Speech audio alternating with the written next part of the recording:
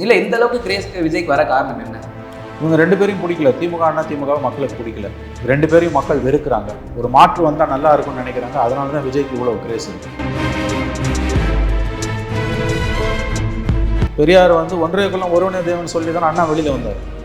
கடவுள் மறுப்பு கொள்கையை தவிர எல்லாத்தையும் நான் ஏற்றுக்கிறேன்றாரு விஜய். வாக்கு வங்கி அரசியல் இருக்க எல்லாருமே அதை தான் செய்கிறாங்க, அதை தான் அவரும் செய்கிறார். அவர் மாற்ற கொடுப்பாரா இல்லையான்றது தேர்தல் முடிவுக்கு வந்த பிறகு தெரியும். ஆனால் இன்னைக்கு ஒரு நம்பிக்கை மக்கள்கிட்ட அவருக்கு வந்திருக்கு.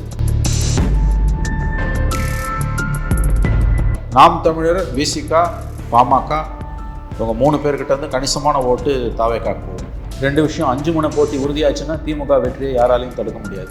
இவங்களோட பேரம் பேசுகிற தகுதி, இப்போ பார்கெனிங் பவர் கூடும்னு நிறைய பேர் நினைக்கிறாங்க. நான் அப்படி நினைக்கல. பேரம் பேசுகிற பவர் குறையும்.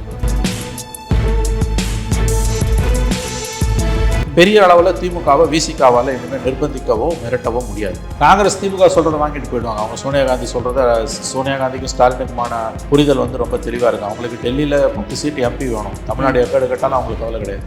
எடப்பாடி பழனிசாமி அவர்கள் பிஜேபி உறவு வேண்டாம் என்பதில் உறுதியாக இருக்கார். ஆனால் ஒரு கட்சியில் பலருக்கு பிஜேபி வேணும்னு விரும்புகிறாங்க. குறிப்பாக விஜய் தனியாக நிற்கிறதால லாபம் யாருக்கு? திமுகவுக்கு. அப்போ திமுக விஜய் வந்து யாரோட பி டீம்? திமுகவோட பி டீமா? விஜய்க்கு இன்னைக்கு இருக்கக்கூடிய ஆதரவு விஜயகாந்துக்கு அன்னைக்கு கூட கிடையாது. விஜய்க்கு இருக்க ஆதரவு சிவாஜி கணேசன், விஜயகாந்த், கமல் 3 பேருக்கும் இல்லாத ஆதரவு.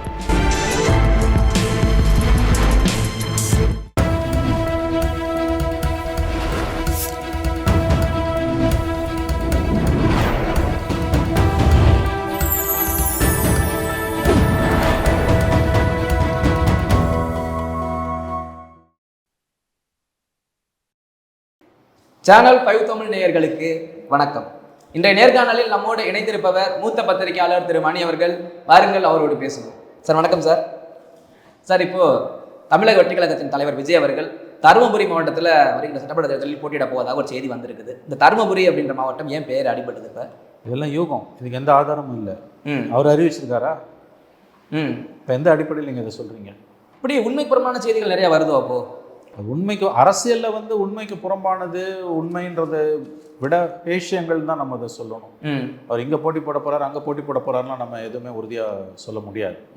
அது அவர் அனௌன்ஸ் பண்ணுற வரைக்கும் நம்ம எதுவுமே சொல்ல முடியாது. இல்லை இந்த அளவுக்கு கிரேஸ் விஜய்க்கு வர காரணம் என்ன? இவங்க ரெண்டு பேரையும் பிடிக்கல. திமுக அண்ணா திமுக மக்களுக்கு பிடிக்கல. 2 பேரையும் மக்கள் வெறுக்கிறாங்க. ஒரு மாற்று வந்தால் நல்லா இருக்கும்னு நினைக்கிறாங்க. அதனால தான் விஜய்க்கு இவ்வளோ கிரேஸ் இருக்குது. இல்லை மாற்றுன்னு சொன்னாலும் இதெல்லாம் கொள்கைகள்லாம் திராவிடத்தோடு ஒட்டு போகிறதா சொல்கிறாங்களே. இதை பாருங்க, பெரிய அளவில் கொள்கைகளுக்கெல்லாம் வந்து எந்த மரியாதையும் கிடையாது. பெரியார் வழி வந்தவங்க முருகன் மாநாடு நடத்துகிறாங்களே, இது என்ன கொள்கை?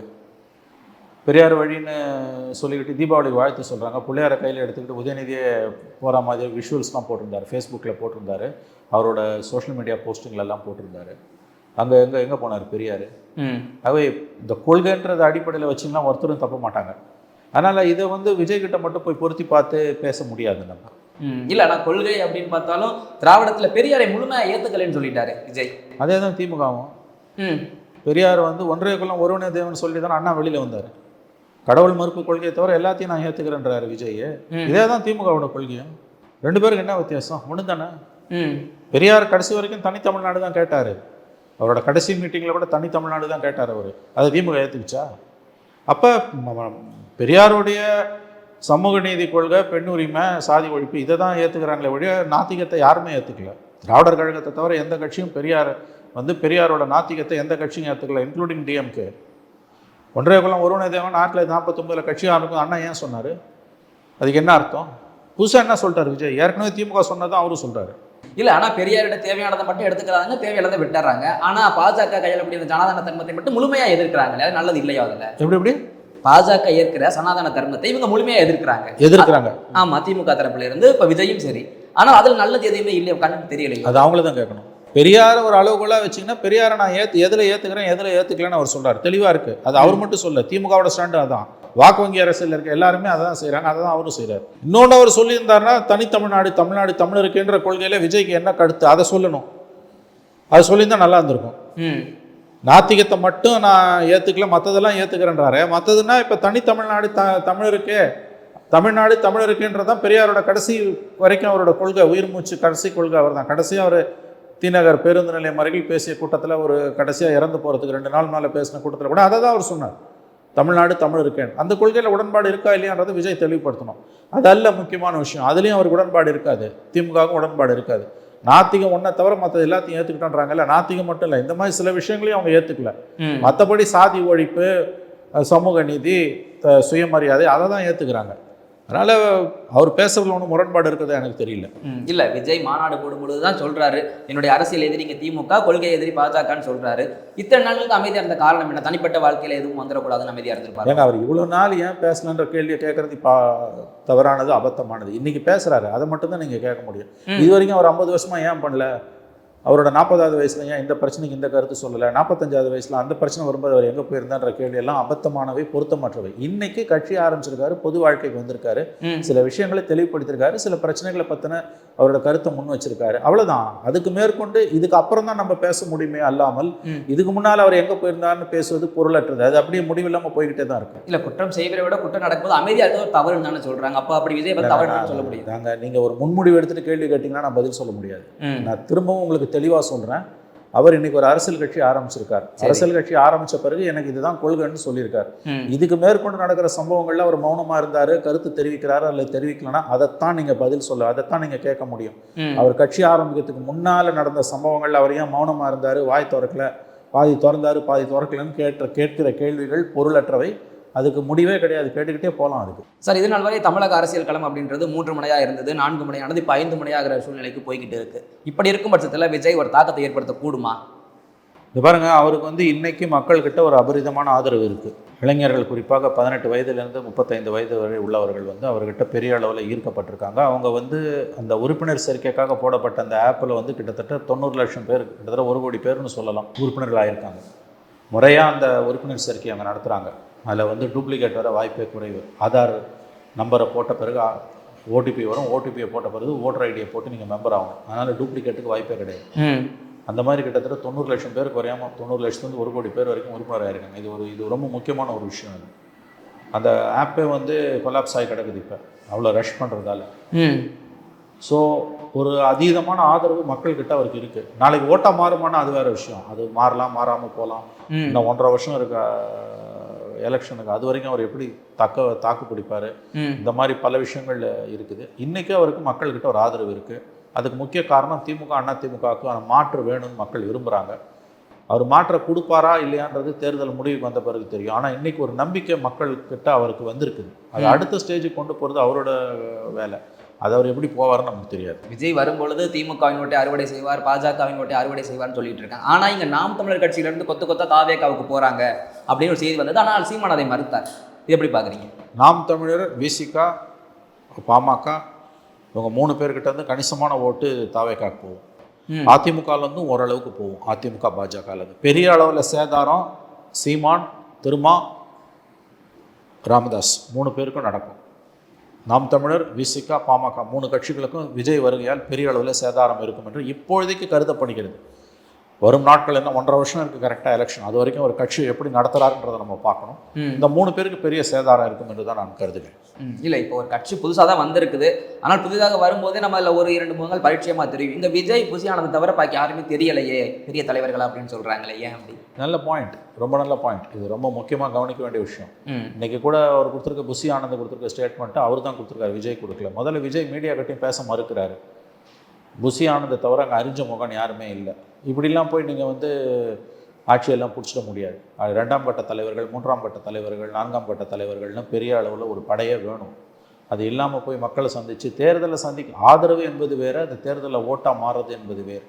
தேர்தல் காலத்தில் தான் இதுக்கான கஷ்டம் அவங்களுக்கு தெரியும். இப்போதைக்கு அவங்க 2 பேரை தவிர வேறு யாரும் இல்லைன்றது ஆரோக்கியமான அரசியல் கிடையாது. 1 man ஆர்மியாக அது இருக்குது. புசி ஆனந்தும் ஒரு செகண்டு இதுவாக அறிஞ்ச முகமாக இருக்கார். வழி அவருக்கு ஒன்றும் பெரிய மரியாதைலாம் அங்கே மரியாதை இந்த சென்ஸ் முக்கியத்துவம் இருக்கிறதா எனக்கு தெரியல.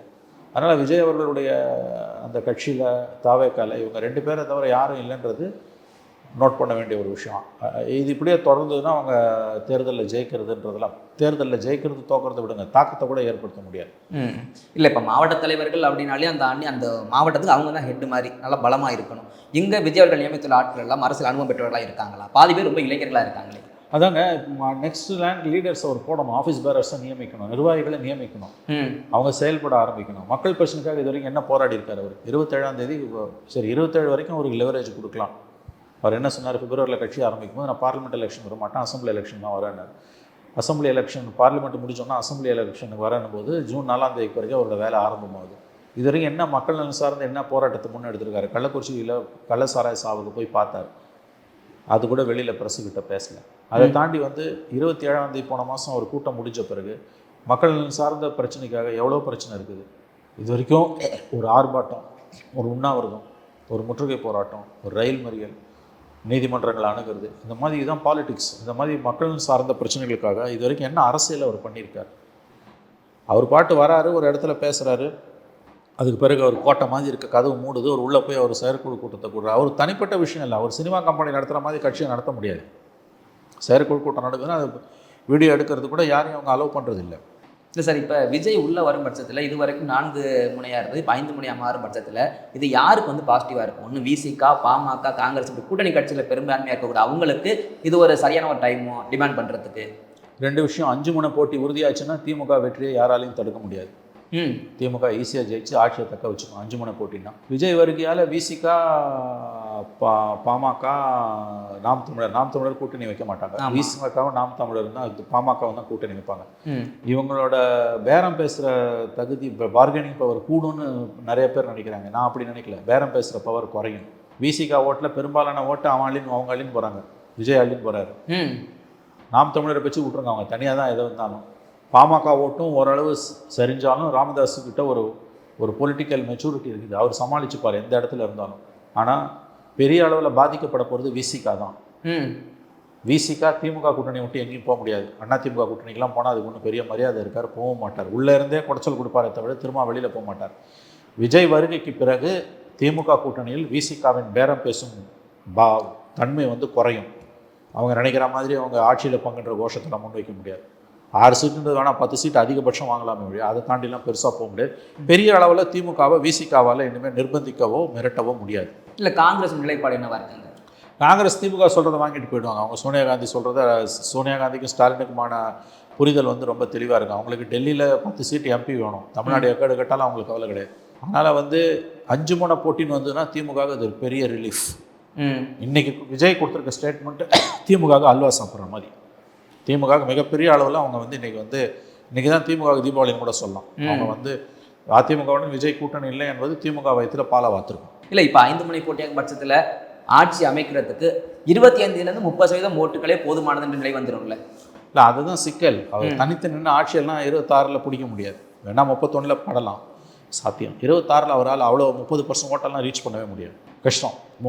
இந்த ஸ்டாண்டில் அவர் உறுதியாக இருந்தாருன்னா இன்னும் 1.5 வருஷம் இருக்குது, அது வரைக்கும் அவர் என்ன நடக்கும்னு தெரியாது. இந்த 1.5 வருஷத்தில் அவர் இதே ஸ்டாண்டில் உறுதியாக இருந்தாருன்னா 5 முனை போட்டி கன்ஃபார்ம்டு. விஜய், சீமானு யாரோடையும் போக போகிறோம். ஆமாம், திமுக தலைமையில் ஒரு கூட்டணி, அதிமுக தலைமையில் ஒரு கூட்டணி, பாஜக தலைமையில் ஒரு கூட்டணி. இந்த 5 முனை போட்டி ஈஸியாக இவங்க அடிச்சுட்டு வந்துடுவாங்க. திமுக கூட்டணி ஈஸியாக பெரும்பாலான இடங்களில் வெற்றி பெறும். இல்லை, இப்போ இது நாள் வரைக்கும் அதிமுகவுக்கு பாஜக இல்லைன்னா நமக்கு விஜய் வருவாருன்ற நம்பிக்கை இருந்திருப்பாங்க. இப்போ விஜயும் இல்லைன்னு சொன்னோன்னே மீண்டும் பாஜகவை நாடுவதற்கு ஏதாச்சும் 1% வாய்ப்பு இருக்கா? எடப்பாடி பழனிசாமி அவர்கள் பிஜேபி உறவு வேண்டாம் என்பதில் உறுதியாக இருக்கார். ஆனால் ஒரு கட்சியில் பலருக்கு பிஜேபி வேணும்னு விரும்புகிறாங்க. குறிப்பாக வேணாம்னு சொல்கிறதுக்கு முக்கிய காரணம் அண்ணாமலை மட்டும்தானோ? இல்லை, அண்ணாமலை மட்டும் காரணம் கிடையாது. சிறுபான்மையினர் வாக்குகள் போதுன்றது தான் மெயின் ரீசன். எடப்பாடிக்கு அது வேணான்றதுக்கு அண்ணாமலை செகண்டரி ரீசன் தான். பட் அவங்க second rank leaders Velumani, Thangamani, இவங்க எல்லாரும் என்ன நினைக்கிறாங்கன்னா 21 அவங்களோட அலையன்ஸ், அந்த அலையன்ஸ் அதிமுக, பாஜக, பாமக, இன்னும் சில குட்டி கட்சிகள் எல்லாம் சேர்ந்தாங்கன்னா ஆட்சியை பிடிச்சிடலான்னு அவங்க நம்புகிறாங்க. அது அந்த கருத்து ஒதுக்கி தள்ள முடியாத கருத்து. ஏன்னா 21 பிஜேபி கூட இருந்து தான் 75 சீட் அந்த அலையன்ஸ் ஜெயிச்சது. அதிமுக திமுக கூட்டணிக்கான வித்தியாசம் ஜஸ்ட் 2 lakhs தான். 19, 24 மோடி வேணுமா வேணாமான்றது. 21 அசம்பிளி எலெக்ஷனில் தமிழ்நாட்டில் பிஜேபி ஃபேக்டர் முக்கியமான ஃபேக்டர் கிடையாது. பிஜேபி ஒரு கூட்டணியில் இருக்குன்றதுனாலே அந்த கூட்டணி அசம்பிளி எலெக்ஷனில் தோக்கும்னு கண்டிப்பாக சொல்ல முடியாது. பார்லிமெண்ட்னா கண்டிப்பாக தோக்கும், அசம்பிளினா அது ஒரு இஷ்யூவே கிடையாது. கூட்டணி பலம் தான் அங்கே பேசும், கணக்கு தான் பேசும். அதனால் 21 அலையன்ஸை எடப்பாடி கொண்டு வந்தார்னா, அல்லது எடப்பாடியை நகர்த்திட்டு வேலுமணி தலைமையில் அதிமுக வருது, அதிமுக இன்னும் உடையுது, அதில் எடப்பாடியும் மனம் மாறுறாரு, எடப்பாடி தலைமையில் ஒரு இந்த பழைய கூட்டணி வருது அப்படின்னா 4 முனை போட்டி வருதுன்னா யாருக்கும் மெஜாரிட்டி இல்லாமல் போகும். எடப்பாடி தலைமையில் ஒரு கூட்டணி, பிஜேபி உட்பட, சீமான் தனியாக, விஜய் தனியாக, திமுக தலைமையில் ஒரு கூட்டணி, 4 முனை போட்டி வந்துன்னா கண்டிப்பாக யாருக்கும் மெஜாரிட்டி வராது. ஆனால் 5 முனை போட்டி வந்ததுன்னா திமுக ஈஸியாக அடிச்சிடும். கண்டிப்பாக திமுக அடிச்சிடும். 5 முனைன்னா திமுக வெற்றி பாதை அது. திமுக கிளியராக வெற்றி பாதையில் போயிடுவாங்க. நம்பர்ஸ் கேம் அது. திமுக பிடிக்காதவங்க கூட வந்து ஓட்டு அவங்களுக்கான 30% ஓட்டு உடஞ்சுனா எதிர்க்க இருக்க 70% நாளாக உடையுது. அதில் அவங்க ஜெயிச்சிடுவாங்க. பட் இது 4 முனை போட்டியாக வந்ததுன்னா டஃப் ஃபைட் ஆகிடும். 21 கூட்டணியை எடப்பாடியால் இன்றைக்கி கட்டமைக்க முடிஞ்சதுன்னா தன்னுடைய பிஜேபி எதிர்ப்பை கைவிட்டு விட்டு அவர் அவங்கள சேர்த்துப்பார் என்ற நிலை வரும் என்றால் அன்னைக்கு என்ன நடக்கும்னு சொல்ல முடியாது. இல்லை, இப்போ விஜய் அவர்கள் அதிமுக கூட்டணி வேண்டாம் அப்படின்னு சொன்னது காரணம் அவங்க தலைமையை நம்ம ஏற்கனும் போல இருக்கும், அதனால தான் வேண்டாம்னு சொல்லியிருப்பாரோ. இது ஒரு பார்கெனிங் பவராக கூட இருக்கலாங்க. இது இன்னைக்கு வந்திருக்கக்கூடிய அரசியலில் கடைசி வார்த்தைன்னு எதுவுமே கிடையாது. there is no last word in politics. But இன்னைக்கு அவர் கொடுத்தது ஒரு சர்ப்ரைசிங்கான இஷ்யூ தான். அவரோட பாதையில் பார்க்கும்போது அவர் இந்த கருத்துலேருந்து மாறுவதற்கு வாய்ப்பு குறைவுன்றதை நான் ஏற்றுக்கிறேன். பட் ஃபைனல் வேர்டாக இதை ஏற்றுக்க முடியாது. இதே நீங்கள் புரிஞ்சுக்கணும். This may not be a final word. அது ஒரு முக்கியமான ஒரு விஷயம். பட் அந்த பாதையில் தான் அவர் போகிறார். இது ஏடிஎம்கேக்கு பெரிய அடி. இன்றைய ஸ்டேட்மெண்ட் ஏடிஎம்கேக்கு பெரிய அடி. இல்லை, நான் ஏன் இதை கேட்டேன்னா, விஜயகாந்த் அவர்கள் வரும்பொழுது தனித்து நின்றாங்க. 2ஆம் கட்டமாக தான் அதிமுக. எக்ஸாக்ட்லி. இல்லை, அப்படி போனவர். அதனால விஜய் ஏன் அந்த செகண்ட் ஸ்டெப்பை முதல்ல எடுக்கக்கூடாது? அதுதாங்க. அப்படி ஒரு எதிர்பார்ப்பு அப்படி அவர் செய்வாருன்னு தான் இருந்தது. ஆனால் இன்றைக்கு அவருடைய ஸ்டேட்மெண்ட் ஏன் சொல்கிறது கரெக்டு. இந்த கருத்து தான் என்னுடைய கருத்தும். அவர் விஜயகாந்த் 2வது எலெக்ஷனில் போனது ஒரு முதல் எலெக்ஷன்லேயே போனால், ஏன்னா தனியாக நின்று அவர் தோக்க தான் போகிறாரு. அப்போ தோக்கணுன்ட்டு தான் அவர் வந்திருக்காரா? அப்போ அவர் யாரோட பி டீமு? விஜய் தனியாக நிற்கிறதால லாபம் யாருக்கு? திமுகவுக்கு. அப்போ திமுக விஜய் வந்து யாரோட பி டீம்? திமுகவோட பி டீமா? இந்த கேள்வி வரும்ல. நீ அவனுக்கு பி டீம், நீ இவனுக்கு பி டீம்னு திமுக எல்லாருமே சொல்லுது இல்லை. அப்போ விஜயை கொண்டு வந்து நிறுத்தினது யார்? திமுகவா? இந்த கேள்வி எழுவது இயல்பானது. எலெக்ஷன் எங்கேயோ கிடக்குது. எவனோ எதையோ எழுதுனானோ அதுக்கெல்லாம் நீ எதுக்கு பதில் சொல்கிற? இன்னொன்று, ப்ரெஸ்ஸையே பார்க்க மாட்டேன்னா ஒருத்தர் எப்படிங்க லீடராக இருக்க முடியும்? நான் ப்ரெஸ்ஸையே மீட் பண்ண மாட்டேன்னா நீ லீடராகவே இருக்க முடியாது. புது வகையான அரசியலை கையாளுறாரோ? இது பாருங்க, புதுசு பழசு அதெல்லாம் எதுவும் கிடையாது. மக்களை சந்திக்கிறது த்ரூ மீடியா தான் நீ சந்திப்ப. தனியாக போய் ஒவ்வொருத்தர் வீட்லையும் கதை தட்டி நீ பேச முடியாது. அப்போ வந்து மக்கள் பிரதிநிதிகளாக இருப்பவங்க மீடியா. அந்த மீடியா எனக்கு வேணான்னு ஒருத்தர் சொல்கிறாருன்னா அது தான் தோற்றித்தனமானது. நாளைக்கு இவர் சிஎம் ஆகிட்டாருன்னா ப்ரெஸ்ஸை பார்க்காம இருப்பாரா? அப்போ என்ன பண்ணுவார்? எதற்காக மீடியாவை பார்த்து 5 ஓடுகிறார் விஜய்? இந்த கேள்விக்கு பதில் வேணும். எனவே இன்னைக்கு கொடுத்துருக்க ஸ்டேட்மெண்ட் முக்கியமான ஸ்டேட்மெண்ட். இது அதிமுகவுக்கு பெருத்த நெருக்கடி. அதில் எந்த மாற்று கருத்தும் இல்லை. இன்னொரு கேள்வி என்னன்னா, விஜயகாந்த் அவர்கள் வரும்போது விஜய்க்கு கூடின கூட்டத்தை விட அதிகமாக கூடிச்ச கூட்டம்.